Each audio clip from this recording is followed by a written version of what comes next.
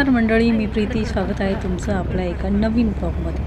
तर आज आहे 15 ऑगस्ट आणि 15 ऑगस्टची सुट्टी असल्यामुळे 15 ऑगस्टला आम्ही सगळे निघालो घराच्या बाहेर फिरायला. कारण खूप दिवस झाले कुठंच गेलो नव्हतो.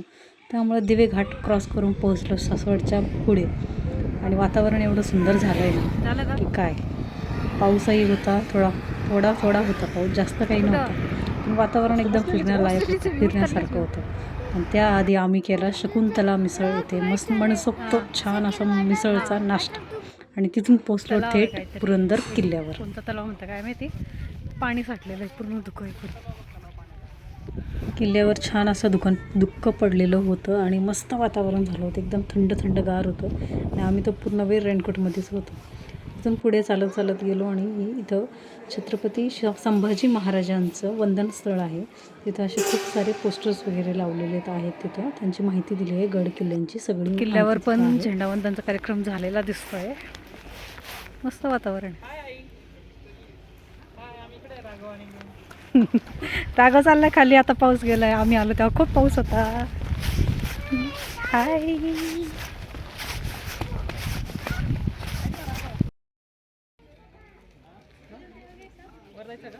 कुठं वर नको.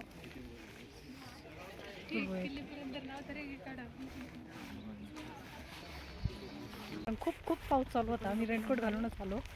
आता मस्त थोडा पाऊस गेला आहे, शांत आहे वातावरण, जास्त काही गर्दी नाही आहे. वरती गडावर तर नाही गेलो आम्ही, फक्त शिवाजी महाराज संभाजीराजेंचं वंदन स्थळापर्यंतच गेलो आणि तिथूनच वापस आता चाललो आहे. वरती राघव नाही चालू शकत, यांचं काय चाललंय मागं. चला इथं या हॉटेलमध्ये.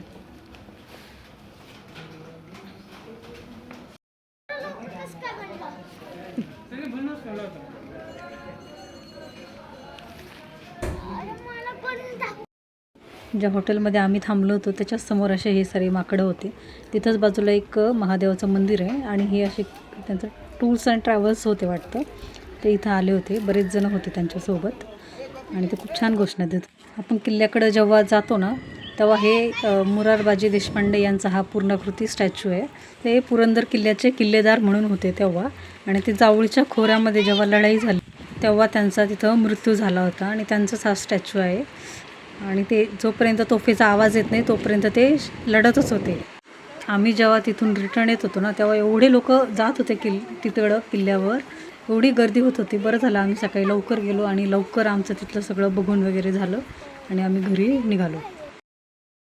आता आम्ही आलो आहे कोडीतला. तिथं खूप छान एक काय म्हणतात ना झेंडावंदन झालं आहे. बघूया एक मिनटं.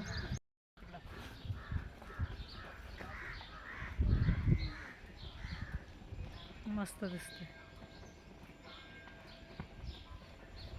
एंट्रन्स किती छान आहे. हां, एक मिनटं. 4+4 8.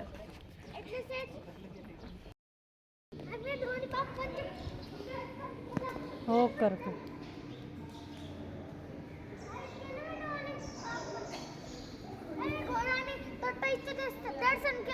बरं ना, थोडं साऊथ इंडियन टाईप मंदिर आहे वीर मस्कोबाचं. एक काय रे, मी इकडे दोन गणपती बाप्पा आणि बाप्पाचे पण दर्शन करून मला माहित नाही बाप्पांचं नाव. अरे ते महादेवाचं आहे, महादेव आहे तिकडं आणि तिकडं गणपती बाप्पा.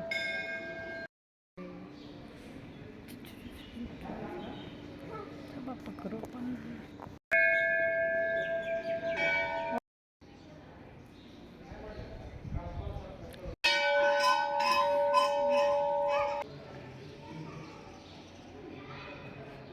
मागच्या वेळेस आपण आलो तेव्हा बंद होतं ना हे गाभारा. इथं जेवायला पण राहतं, आपण आज नाही आहे. मस्त सांबार भात असतो खायला इथं नैवेद्य म्हणून, प्रसाद म्हणून. चला आज जाऊया. हात काही मोबाईल नेत नाही. किती छान आहे बघ. इथं खंडोबा, राधाकृष्ण, लक्ष्मी, तिकडं गणपती. छान बनवलं.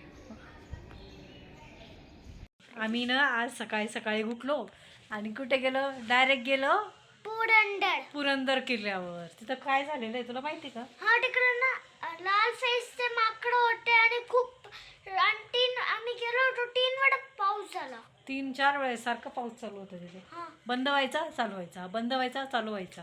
आणि तिथं काय होतं अजून राघव? 1 मिनिट कॅप घेतला चालू, एक कॅप असाच पाऊस चालू होता.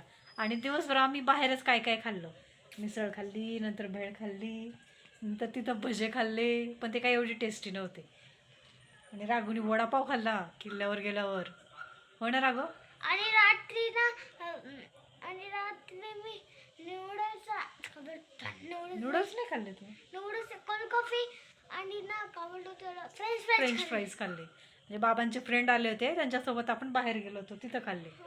तिथं आम्ही काय खाल्लं? फ्रेंच फ्राईज खाल्लं. छान पाऊस चालू होता, वातावरण छान होतं. आणि तिथं काय होतं राघव? पुरंदर किल्ल्यावर काय झाले तुला माहिती का? नाही छत्रपती संभाजीराजांचं काय झालंय? जन्म. सांग बरं परत एकदा. त्या ठिकाणी पुरंदर किल्ल्यावर संभाजी राजांचा जन्म झाला होता, माहिती आहे का?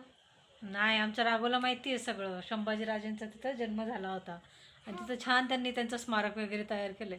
वरती किल्ल्यावर नाही गेलो आम्ही, डायरेक्ट वरती जिथं आई म्हणजे ॲक्च्युअल किल्ला आहे ओरिजिनल, तिथं काही गेलो वाट नाही. चलती आहे.